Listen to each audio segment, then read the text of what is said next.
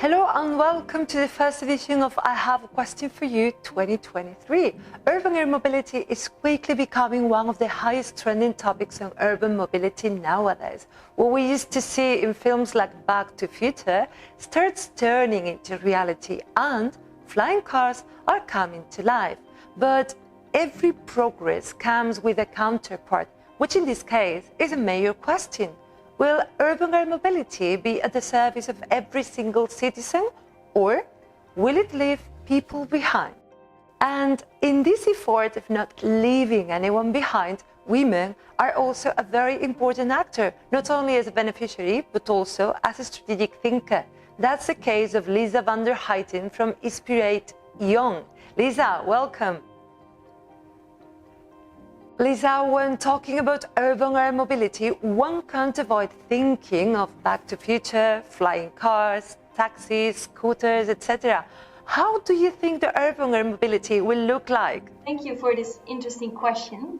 I believe that all movies have some kind of truth in them, but I believe that flying cars and taxis and unmanned vehicles won't be part of our daily transport system in the near future. Unmanned vehicles like drones will be part of our daily operations when it comes to societal use cases which are relevant. For example, high emergency, high value deliveries between hospitals.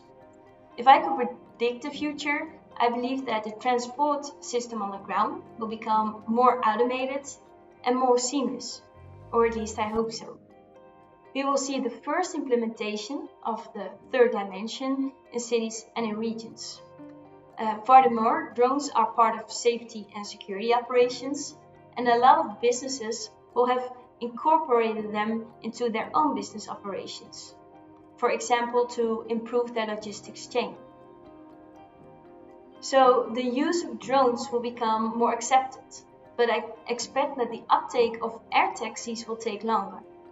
But to successfully implement UAM, there is a need for intensive collaboration between the public and the private sector, knowledge institutes, and societal organizations that represent citizens. Partnerships are crucial in this development.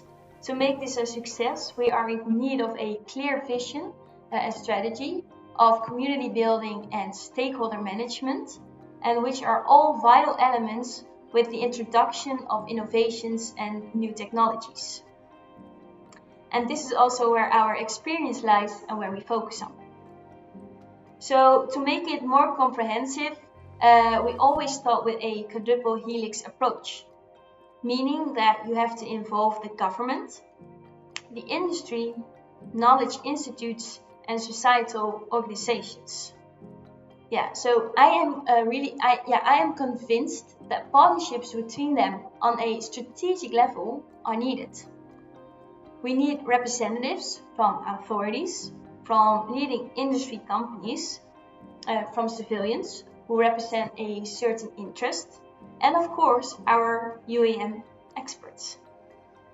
One of the major concerns we get from our social media channels when referring to urban air mobility is that this technology may leave some citizens behind depending on their purchasing power, for example. From EIT Urban Mobility, we've been working quite intensively in this regard, thus managing to involve every single actor in the debate.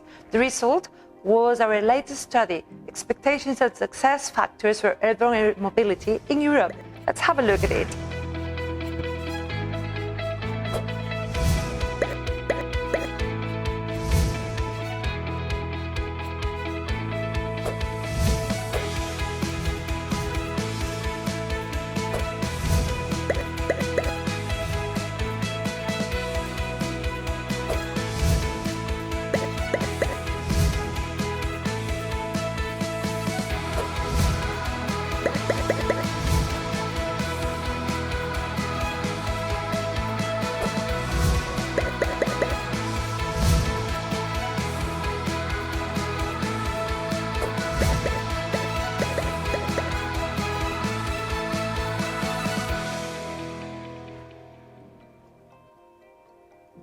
Thank you for sharing this additional data. It's really interesting. I think this is a really specific question to scope UAM as a way of transport, so moving people from A to B. Because in a broader term, I think that UAM can be really inclusive by especially going to places or people who are more difficult to reach. As a way of transport, it's more difficult to answer, but let's see. I would like to broaden the term inclusive, because for me this is twofold. Inclusive meaning for all people, so also for people in a wheelchair, for example. And two, inclusive meaning for all social layers.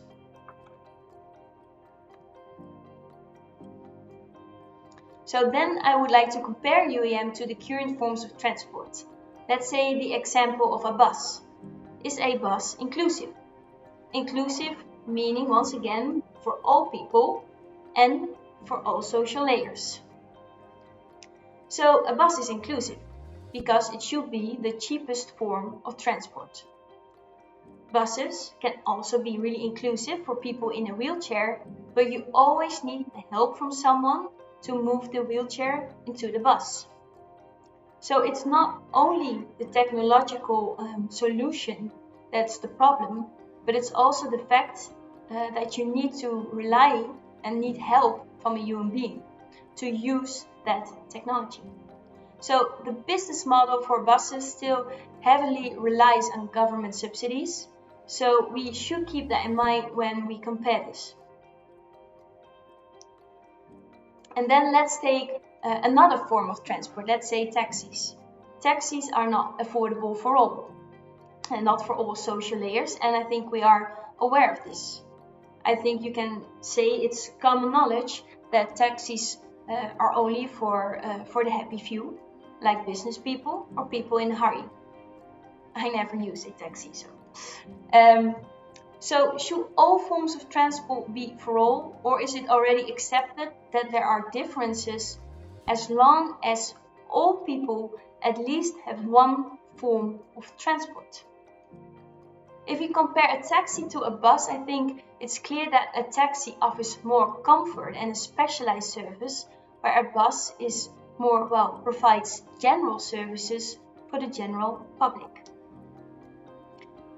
So then to make the comparison to UAM, in order to be inclusive, we have to keep in mind that we focus on a fitting and sustainable business model that provides the access for UAM to be made possible for all people, in all social layers, and that UAM is a multimodal transport system. Well, the main question I think remains, will air taxis or drones in general replace current modes of transportation? I don't think so. I believe it will be an extra layer of mobility that, when it comes to the right use cases, can add value to society and can be accessible for all. When it comes to air taxis specifically, it's not reasonable to expect that it will be more affordable than taxis. Let's talk now from a more logistics perspective. And for this, I'd like to mention one tangible solution, Skyroad System, one of the startups in our portfolio. And it enables advanced urban mobility to scale safely and efficiently. It revolutionizes the management and navigation of both passenger and cargo drone traffic. In your opinion, Lisa, to what extent will flying cars help solving the problems of traffic jams and pollution in the cities? I think this is what we see at current events by presenting flying cars. We see these big, beautiful air taxis, and they feel and they look amazing, and it feels like being in a movie. But at the same time, we're not there yet, to be honest. I believe we have to be critical about new technologies and new innovations. Because for me, the real question is this an industry push or a societal need? And I believe it can be both. And I believe that they can strengthen each other. But then we need to stay critical and ask all the right questions, which are not easy questions. So my dream will be that for every new technology, we create an impact assessment before the deployment before the deployment on how it will support the society through the Sustainable Development Goals and the European Green Deal.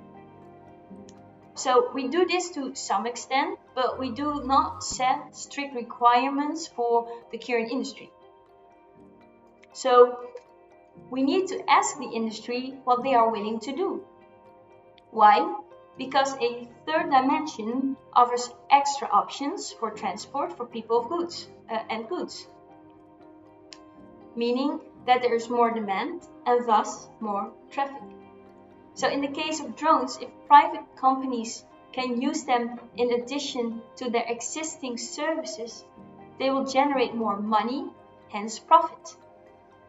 If we ask private companies to choose the best transport mode that has the least pollution, and then to remove the most polluted version, then we are more close to the answer.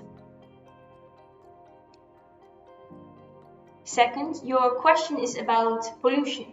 I think the main question should be, how can UAM contribute to the sustainability goals to make cities more green? And for that, we need to assess the life cycle of each product, from the raw materials to the recycling.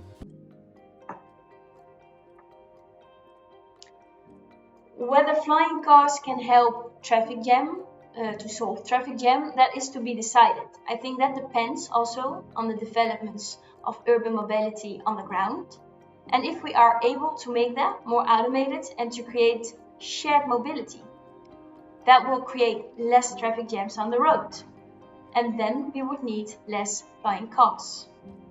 So the advantages of UAVs is that there is no pilot, or at least in our dream scenario. So in our dream scenario in the future, we hope that all these vehicles in the air will fly autonomous according to the best route, so that traffic jams will not even exist up in the air. Or at least that's what we should focus on preventing third dimension congestion and learn from the lessons from urban mobility. A question to conclude now. In your opinion, in what region or metropolis will we experience the first functioning flying taxi services, and why there? So, looking at the global developments, I believe that countries that truly really believe in UAM will become the front runners, and they will be the first ones to actually implement UAM. I think the first regions to win this race could be either Japan or Dubai. With Europe, we are heavily regulated, and that means that we have some extra challenges when it comes to implementing UAM. So if we become front runners, and we really want to, globally, we have to ensure that the public and the private sector work closely together to really, really make this happen. So thank you for all your questions. Really, thank you a lot, and I hope I have given you the insights needed. Lisa van der Heijden from Inspire Heijden, thanks a lot for being with us today. And if you're into urban air mobility, pay attention to this. The Urban Air Mobility Plaza Accelerator Program is looking for 10 most promising emerging companies in the field of urban air mobility in Europe and accelerate the introduction of their solutions in European cities. The call closes on 21st of April, so you can scan the QR code and learn more about this call. See you soon.